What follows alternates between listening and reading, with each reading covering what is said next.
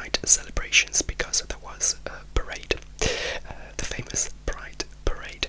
I was there from Saturday the 8th until yesterday, Tuesday the 11th, so I missed the midweek celebrations because I was working.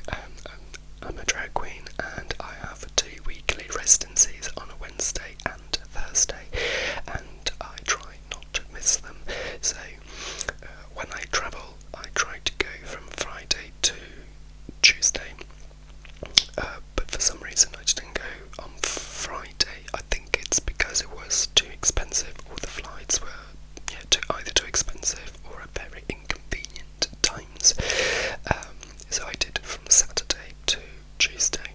Originally, I was planning to come back this morning on Wednesday at 5:30 a.m. But because it would have been a very early flight, I didn't even book accommodation between the Tuesday to the Wednesday, and I thought I could just be out and about in the town, and then I could take a late-ish train on Tuesday evening, and then spend the bit of the night that I had left at the airport. But I'm glad that I then decided to buy an early ticket and come back on Tuesday, because I came back when my flight was at 6:30 p.m. and it was much more civilized as an experience. Also, on Tuesday, yesterday, it was pouring down with rain in Sitges, so it would have been awful if I'd been there with no accommodation. So I'm happy that I made this decision. Now,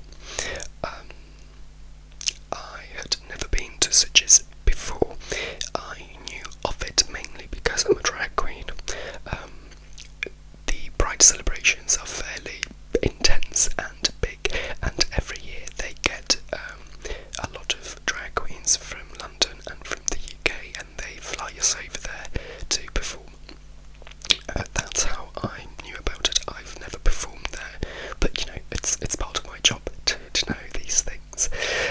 And then it turns out it's a very big gay destination.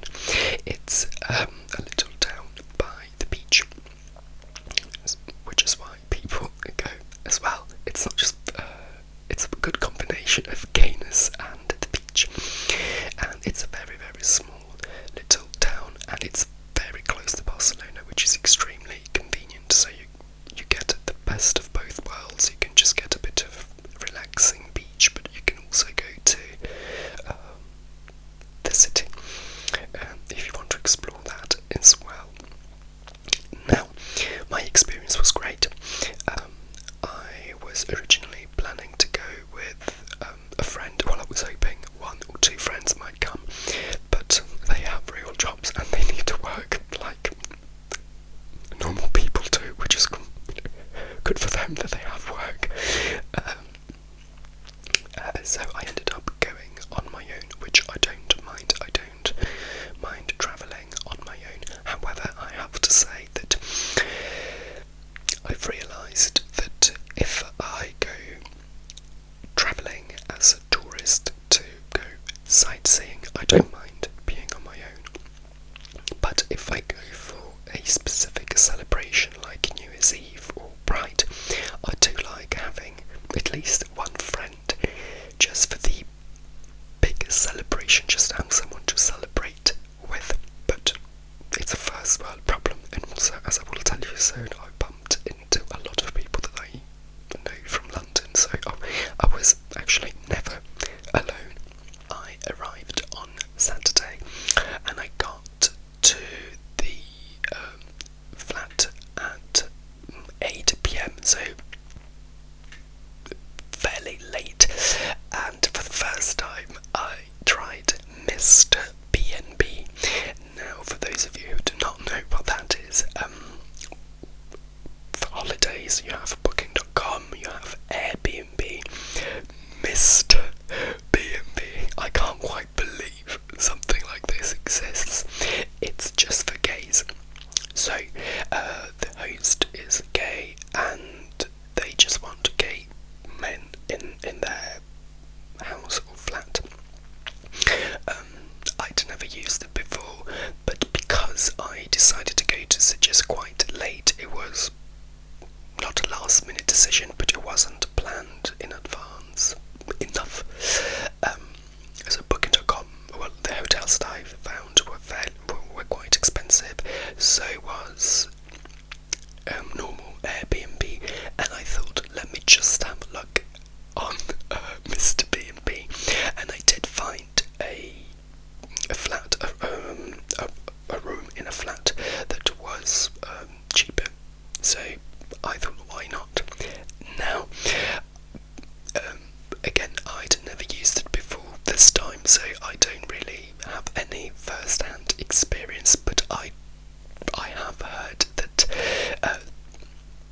sometimes what happens is that the hosts maybe don't, it's not that they expect it, but they are very open to having sex with a guest. It wasn't my case. Well, the guy, the owner of the flat was there with me, but he's a hairdresser and he was out all day, every day. He missed the whole Pride because it was working, and also the few moments that we spent together in the flat, he was just watching TV, like he was not interested. So there was no sex involved. To be honest, if I'd fancied him, I would not have minded, but I didn't, so I'm glad that he did not make any advances, because I would have had to say no, which would have been very awkward. So yes, that was a first, and it was just like a normal Airbnb. Nothing changed. The flat was pretty nice. The only problem was that it was a little bit far. It was a solid 20-minute walk from the city centre, and I walk fast. But again, because of the time and money constraints, I had to settle for that. So yes, it was a bit of a walk. So what I did, I made sure that I never needed to go back home to, grab something. So I left the house in the morning, and then, or afternoon, and then came back. Then at night, only once, I think, I went home for dinner, and then I came back out. Also, there wasn't much to do in Sitges, so actually, yes, the one time that I did that, it was also a blessing in disguise, because it helped me kill a little bit of time. But yes, ideally I would have stayed a bit closer to the city centre, but first world problems, I suppose.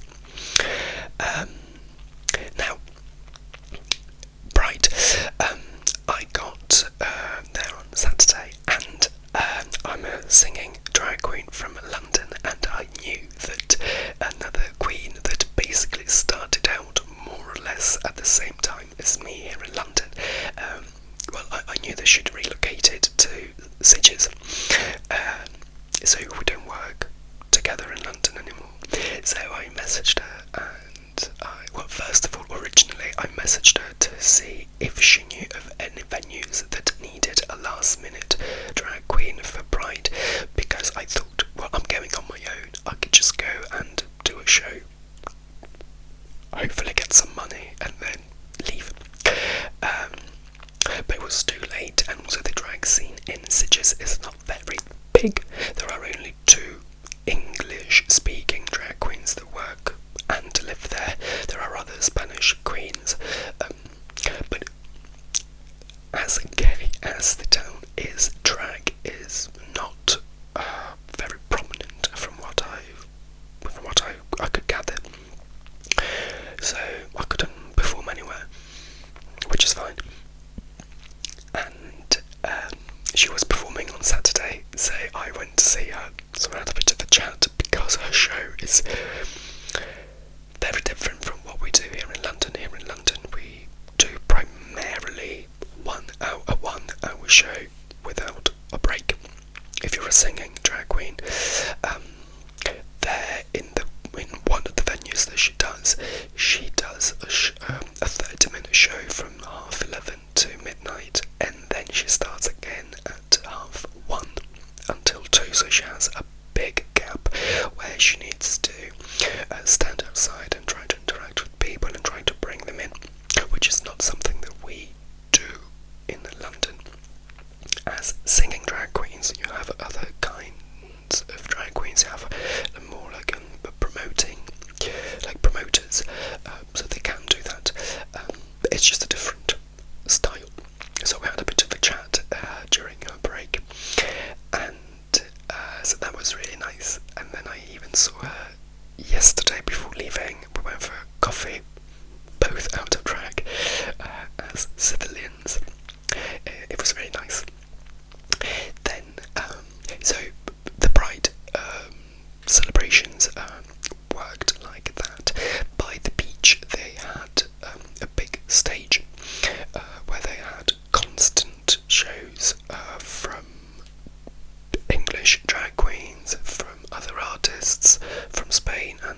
I assume even from other areas of the world, or at least other areas of Spain, not just Sitges.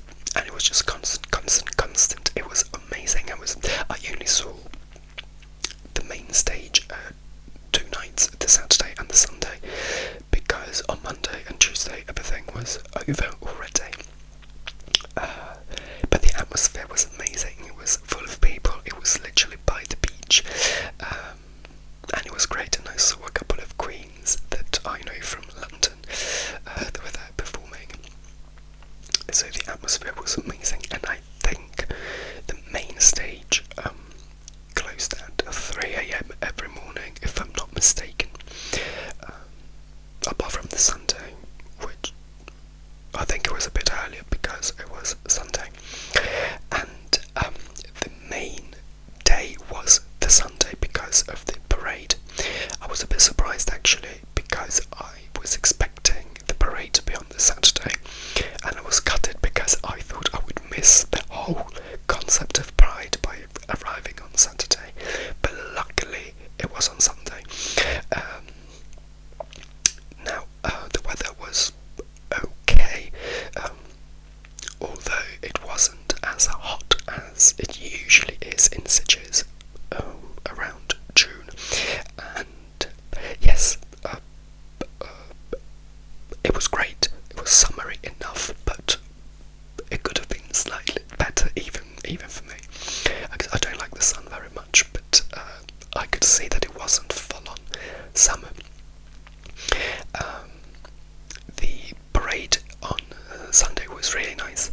I will make a video on London Pride after the 29th of June, when London Pride takes place, and I will tell you that I don't particularly like the parade in London Pride because it's so busy that you can't do anything. You can barely even make it to the parade.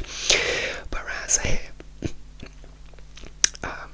it was more or less like Gran Canaria. In Gran Canaria you have the floats and you have people, but it's enjoyable because it's not as busy as London, so you can follow the floats, you can join in, you can move, you can dance.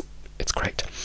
Sitges was, I would say, a bit smaller than Gran Canaria, but what I liked was the fact that it wasn't actually on the street. So basically the way that part of the beach is structured is that next to the beach you have a sort of like Ramble, like from Barcelona, and it's only for pedestrians. And then so you have the beach, this bit of Ramble, and then you have the main street where cars drive. And the parade was on this bit where only pedestrians could walk. There were quite a few floats. You couldn't. I mean, you could have joined the floats and followed them, I think, if you'd wanted to, but most of us were just standing on either side of the parade and watching the floats drive past. But because it wasn't as busy as London, you could still dance, you could still move, and it was just a more personal experience almost, so you could really see all the floats, all the people on the floats, you could hear the music that they were playing. It was a very nice atmosphere. The weather was perfect at that time, and yes, it was just a very nice atmosphere. My drag friend was on one of the floats as well. Since Sitges is very gay, there is a street, a little area with a lot of gay venues, gay pubs, gay bars, one after the other, and it's called Bear Alley. It's basically like a little Soho in London, or the Jumbo Centre in the Gran Canaria, but whilst the Jumbo Centre is an open-air shopping centre, this is just a couple of streets. And on the Saturday and the Sunday, it was packed to the rafters. It was insane. It was amazing.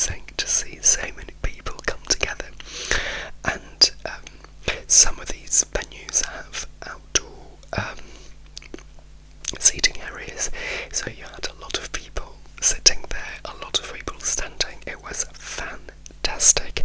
However, one particular stretch of this, one of these streets was so packed that it must have been like 50 meters worth of street, and it must have taken me 10 minutes to walk it, because you just couldn't. Everyone was just like sardines there. But again, first world problems, and that was a walk that I had to do to go and see my drag friend on the Saturday. So yes, it was really intense to walk, to make my way through that little bit of the crowd, but it was amazing. Again, there weren't many drag shows in the bars, for two reasons. First, I don't think many of those bars do any kind of drag anyway, and also, there was a main stage still going, so there was no point. So only one or two bars were doing drag, one of them being the one with my friend. It was incredible. It was really, really nice and vibrant. I bumped into a few people that I know from London, and I spent some time with them, and one of them was another drag queen from London. She still lives here. She was just there on holiday, she wasn't working, and I met a lot of people there. Everyone was really friendly, so it was a very nice experience. On Sunday, remember that I was on my own, and yes, I had been talking to a few people and a few guys on Grindr as well, because Grindr is primarily for sex, but also, especially in these circumstances like Pride, you can also just meet people and spend some time together. But I was primarily on my own. But after the parade, I bumped into a guy that I know from London, and then he was there with his friends, and then they asked me if I wanted to join them, which was very nice of them. So I spent a couple of hours with them, and then I went back solo a little bit because they were getting ready at home. So we spent 2 hours in their flat while they were getting ready, and then they were going for dinner. But I wanted to explore Sitges a little bit, because up until that point I hadn't had any time to even see the town, because on Saturday I arrived at 8ish, and then I just ran to the main stage to be in the Pride celebrations. Now, Sitges as a little town, it is very little, and I really did not have much time to explore it. In terms of the beach, I come from the north of Italy, and close to where I live, there is the sea, and that's where I go. It's a very cheap and very famous area of Italy because it's cheap, and it's very family friendly, and it's also a lot of fun. It's tacky, absolutely, but for people with no money, like me and my family, it's where you go. A lot of foreigners go there because it's extremely hot and it's cheap. But we have a different kind of beach, which is not very common here in England, or in the very few parts of Spain that I've seen, where I used to go as a child. You have it's not we call it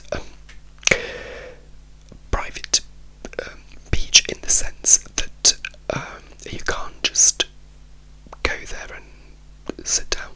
Well, you can sit on the sand, but there is an establishment, there is a cafe there, and that provides parasols and sun lounges, and you need them, because where I'm from in Italy, you can't just lie in the sun because it will burn your soul, and you need to pay good money to rent this equipment.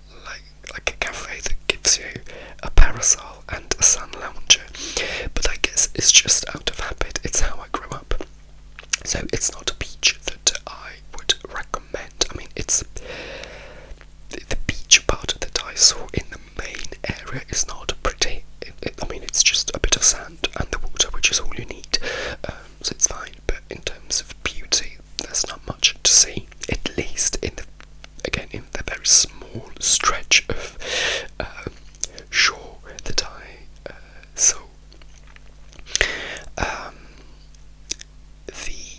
The houses along the seafront are amazing. They are glorious. They look incredible. And then there is a church on top of a tiny little hill there. It looks very pretty. There are other beaches behind this church, and I walked along that, in that direction a little bit, and apparently further down there is a gay beach, but I never made it that far because when I go on holiday, I don't spend time on the beach. I like looking at the beach if it's beautiful. But first of all, I don't particularly like sunbathing. I don't swim in the water because I only like warm water, which I get where I'm from, which is terrible. I mean, environmentally speaking, the water should not be warm, but where I'm from, that's why it's cheap, because the water is definitely not the best, but I like it because I like the fact that it's warm. I don't like cold water, so I wouldn't swim. Also because I tend to be on my own, I would be terrified of having my stuff stolen. I know a lot of people go solo and go swimming, but because I don't like cold water, there's no point in risking also being mugged. So I didn't spend any time at the beach. So there was no point in me going to the gay beach, which was a bit further out. But yes, the houses are incredible. Now, that brings me to my next point. Well, first of all, I should say that apparently there is quite a bit of history and quite a few things and museums to see in Sitges. Now, because I had very limited time, and also I didn't go as a tourist, I mainly went for Pride. I didn't really have time or the will to be a tourist, so I didn't do any of these museums. I didn't really look for anything. I didn't look into being a good tourist. But then I met some local people, and they did tell me that there is quite a bit of stuff to see. Compared to Gran Canaria, well, to Mas Palomas, the gay area where all the gays go. I mean, that part of Gran Canaria is not pretty. You just go for the Jumbo Centre and the sand dunes because they are glorious, but the town itself is ugly. Sitges, you can tell it's a well looked after little town, so even if you just walk around, you can see some general beauty. Some towns of beauty, of course, go to Sitges over Gran Canaria. The problem with the Sitges is that it's extortionate. Everything is so expensive. It's insane. And I was told the reason why, which is the fact that a lot of rich tourists go there. Sitges is not a very young destination. Not many young people go there, from what I could see, and also from what I could hear. Obviously, for Pride, it was slightly different, but on average, it's slightly older people that go there, people that retire mainly from the UK and then either completely and fully move to Sitges or go quite often. And these people have money, which is why everything is expensive, because obviously the restaurants will charge them more because they are willing to pay more. Accommodation is expensive, and also buying a house is fairly expensive from what I hear. So the tricky part of it all is that there are no fast foods, and I know this is a non-problem, but it was a problem for me for two reasons. First of all, I have no money, and the second one was that on Saturday, because I think I got to my flat at 8, and then because I had a 20-minute walk and all of that, I got to the city centre I think at 9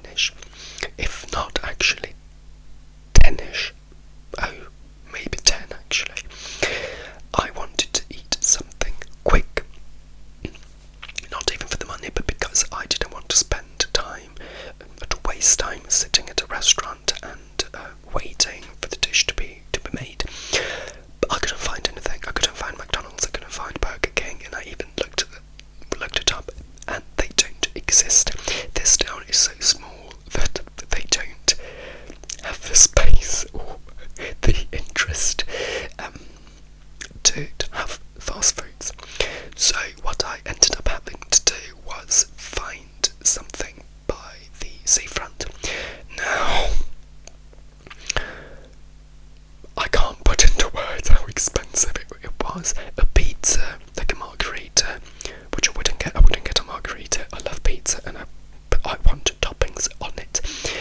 The average the going rate for a margherita was around 15-16 euros, and that was just a margherita, the most plain pizza. And I don't have that kind of money, and also coming from Italy, where a margherita costs, I think, 4 euros, my brain can't accept that. So I kept going around, because again, I wanted something quick, so I could go and enjoy the celebrations. I ended up resorting to this one place that had what seemed to be the cheapest prices out of all the very expensive prices there, and I ended up getting half a chicken cooked in honey and oven baked chips.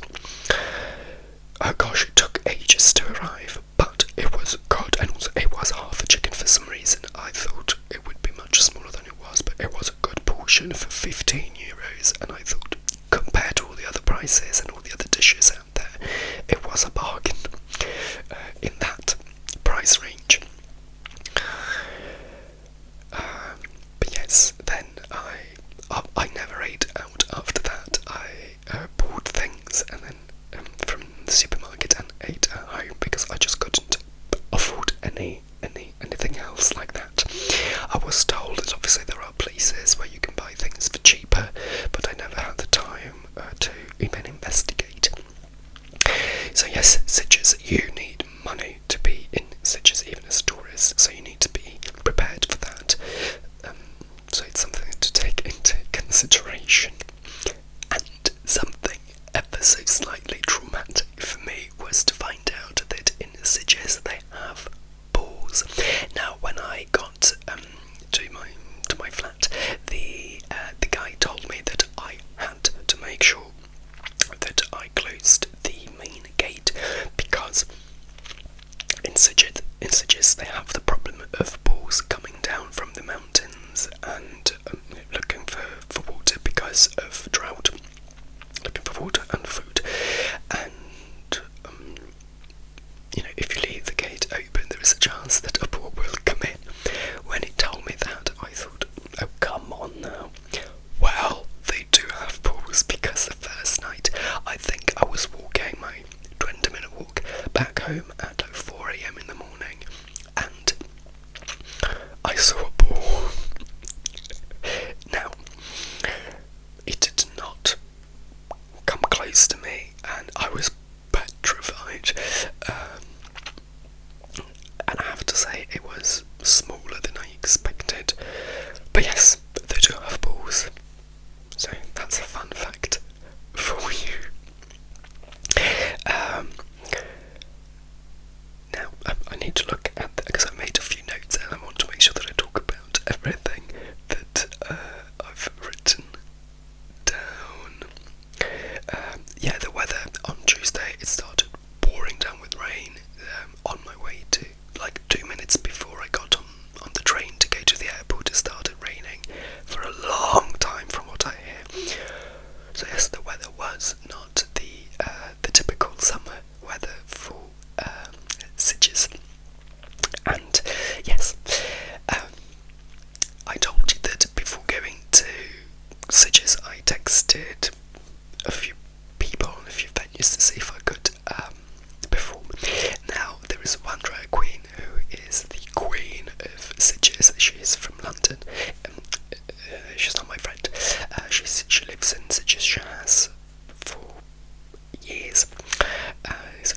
is the one to talk to, and I messaged her while I was still here, and she was nice enough to reply.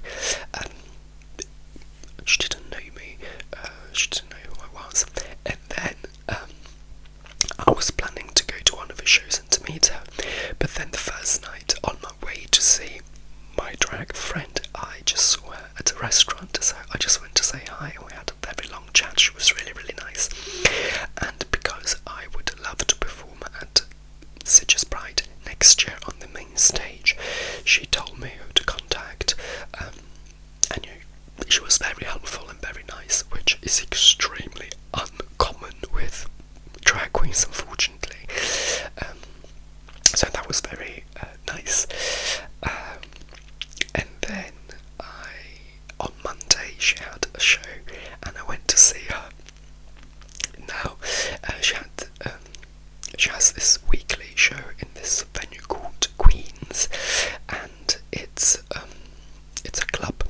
And then on a Monday at midnight she does her show, and I was obviously out of drag, and she, at the beginning of the show, she got me to stand on stage on the side, and I knew that she was going to tell everyone that I was a drag queen at some point. And then she did say to the crowd, there is a drag queen in our midst, so look around and see if you can spot her. And then, so that's, one of the first things that she said at the beginning of the show. And then, halfway through it, she sang Bad Romance by Lady Gaga, and out of the blue she got me up on stage and she got me to sing a couple of lines, which was completely unexpected, and thank God I knew the song. It was very brief but amazing, and then she told everyone that I was a drag queen, so that was really, really nice. And again, because she was very helpful, I do hope that through her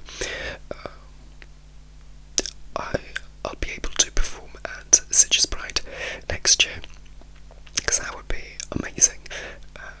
It's a great experience to be wanted as a drag queen and to be paid to basically go on holiday. Obviously I would have to work, but it's also a paid holiday, so why not? It's incredible. So I'll keep you posted and see if it happens next year. In terms of nightclubs and nightlife, I didn't experience much, I have to say. So the first night I went to see my friend perform, and then I didn't. Well, we talked a lot, and then I bumped into a few other people, but I didn't go clubbing. So yes, the day after the parade, I was planning to. So I bumped into those friends that asked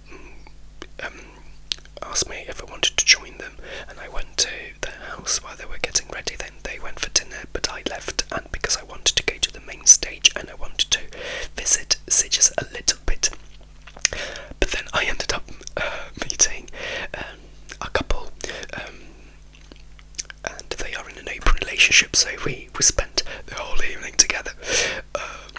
So I was planning to, my original plan was to, after leaving my friends, was to again go to the main stage, visit Sitges a little bit, and then go back to my friends and spend the rest of the night together, because that was the last night of any kind of Pride celebrations. But then I got sidetracked by these two guys who live very close to where I was staying, and then I was also planning to go back to the centre after we were done, but we kept talking, so by the time I was ready to go back into the city centre, I think it was at 3 o'clock in the morning, and by then everything had closed, so I went home.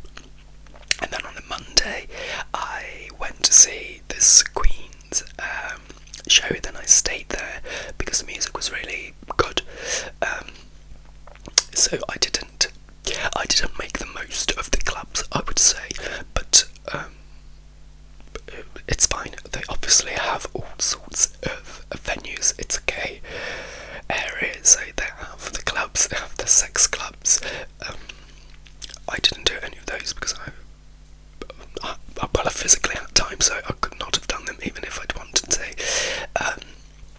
So yes, I don't really have any recommendations of venues to go to apart from the Queen's Bar where I saw the show, because it was a nice atmosphere, and from what I understood, the part of the venue that I went to is only one of the bigger venue. They do different shows and different things in other parts, I think, but I only saw the one area where the drag queen was performing. But hopefully next year I will do a bit more investigating.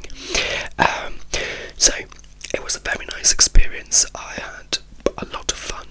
Would I go back to Sitges in August with no specific event? I don't think I would. I have to say, I mean, there is nothing extremely special that would draw me to Sitges. Yes, you have this whole gay village basically, which is similar to Gran Canaria, so why not? But yes, do I have this burning desire to go back? Not during Pride, maybe not, but I do know that they have a carnival in February, which is a big event there, and I am looking into potentially going, because as a celebration it must be amazing. But who knows? It's closer to Gran Canaria, so if you do want that kind of gay atmosphere, if you want to be in a gay village, it's closer to Gran Canaria. But Gran Canaria also does have the amazing beach with the dunes, so I don't know. But at the moment I can't afford to travel anywhere, so it's a non-problem for me, because I'm still doing quite a bit of travelling this year. I'm going to Italy for my cousin's christening in 3 days, but by the time you see this I will already have come back, I think. Then I'm going back home to spend a bit of time with my mum at the seaside in July. Then I'm going on a cruise in August, and I will tell you all about that. So I'm all travelled out for the time being. But for New Year's Eve, actually, I'm going to Torremolinos, which is another very gay area in Spain, and funnily enough, this couple that I spend time with, they'll be there as well. So it's a small world. The gay world is a small world. On that note, I think I've told you everything that I can think of. So I do recommend going to Sitges, definitely for Pride. It's a nice little town with it's just something nice, something different. It's a very welcoming atmosphere, no judgment. So why not? But do bring some money